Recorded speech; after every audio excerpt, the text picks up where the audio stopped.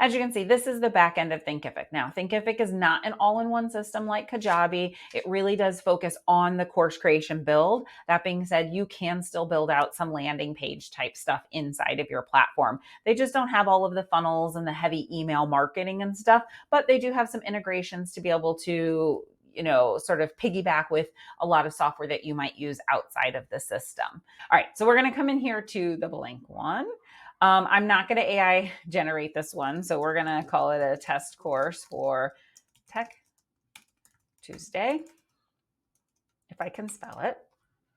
We're going to hit create course. And this is what the back end looks like. So this is the back end of the course. There's a lot of different settings up here. I'm going to show you sort of the curriculum. So they, instead of modules and lessons, they call them chapters.